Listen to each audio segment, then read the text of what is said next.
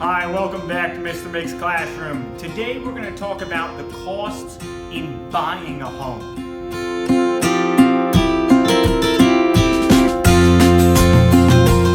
So what I want to talk about today is the transactional cost. I've already done a video on rent versus buy, so if you're interested in seeing a rent versus buy video, go ahead and check my other video. But today I want to see what are the actual costs, the hidden costs in buying a home. Let's say we have a home that we want to buy that's selling for $200,000 and we're willing to pay $200,000 for it. That's not the cost we're talking about, and we're not even talking about the mortgage right now.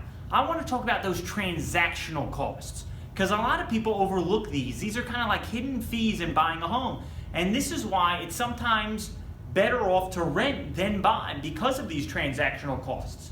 In fact, many financial experts say that you can estimate roughly that just the buying and selling of a home, just that transaction, costs about 10% of the purchase price. So on average, you could kind of say, hey, between the total cost, you're going to spend about $20,000 just selling and buying this home because of all the transactional costs. So let's talk about that. The biggest thing is the closing costs, and these are a lot of little nickel and dime fees. They're the attorney fees to do all the paperwork. This is all the appraisal fees that the bank for the loan is going to make you get. A lot of little nickel and dime fees, and they typically come out to be between 2 and 5%.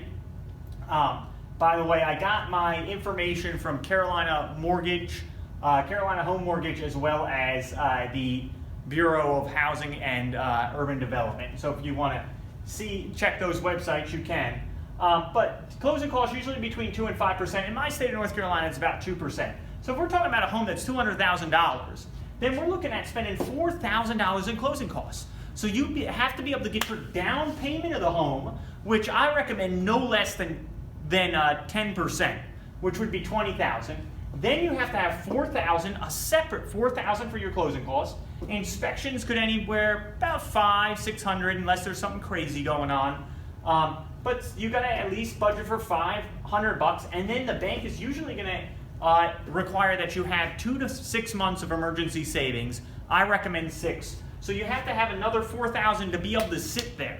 So you're not going to actually have to spend this $4,000, which is why I put the asterisk, but you have to be able to have that money available. So when you throw in the down payment, if you're thinking about saving for a home, I'll put it in blue because it's a little separate.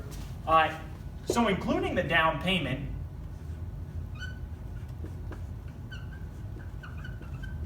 and in this house, we're going to say that it's a down payment of $20,000. You better be ready to fork out. You better have saved up nearly $29,000. So this all comes out to, you have to have in your piggy bank $28,500 to fork over on the day of buying that house. So that's the transactional cost. So the transactional costs themselves come out to be about, really come out to be $8,500 because you can't spend that emergency savings. But that's why the cost of buying the home can be so expensive. Now, that's not even talking about the seller side. So let's talk about some other costs in buying a house. So again, going back to that rent versus buy, why renting's not always as bad as we kind of make it out to be in society. When we buy a home, we also have these maintenance costs. And when you've been a rent for a long time, you really don't think about these. You're not considering the hot water heater breaking and then having to spend $600 to get it a new one or to get it fixed. You don't think about the heating and cooling system and then having to get that fixed, and that could be a good $5,000. Or the roof and the $10,000 it could cost to replace your roof, which eventually you're going to have to do. Remember, those things don't last forever. You're going to have to put those repairs in the home. That's fact. So we got to estimate that when we own a home, and again, I'm not discouraging you from owning a home, but just realize the actual costs involved. When you own a home, you're going to spend about 1% a year in upkeep.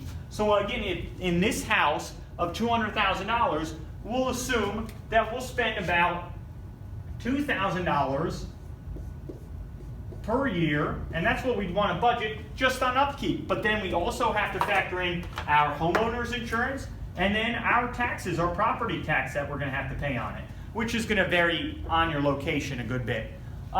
So you have to have that money factored in as well. Then let's look at the ending process. Eventually you're going to sell the home. Maybe you get old and you want to downsize, the kids have left and you don't need a 4 or 5 bedroom home anymore. Whatever it might be. Maybe eventually you do want to move, you get a job offer somewhere else, maybe you just get sick of the town that you're in, and you sell. But there's seller's costs that come into the home too.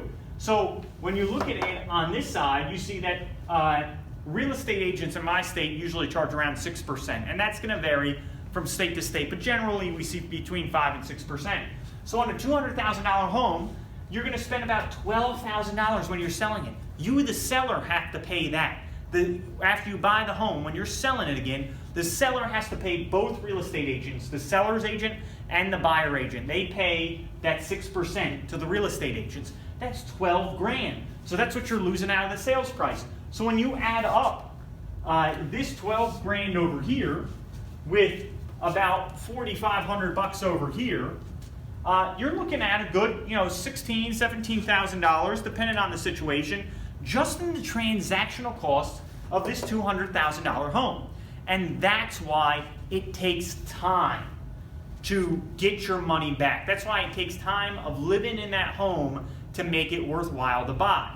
Because if you're going to buy and then sell 2 years later, you're spending upfront, about $4,500 on the buyer transactional side, and then 2 years later when you sell it, another $12,000. So that, again, $16,500 just in the buying and selling of the home. The cost of the real estate agents and the lawyers and the appraisers and all the other things that you have to do for the home, the inspectors. So you got to keep those costs in mind. And that's why it takes time. So over 20 years, that $17,500 gets allocated over each year of living in the home, right? It gets kind of spread out and it makes it more worthwhile. But if you're only in it for a couple of years and then you're going to buy again, you're having that huge cost because there's just a big cost in selling a home. All right. Well, thank you for watching Mr. Mick's Classroom. I hope you found this video informative. If you liked it, give me the thumbs up, share it, subscribe to my channel. Take care and have a great day.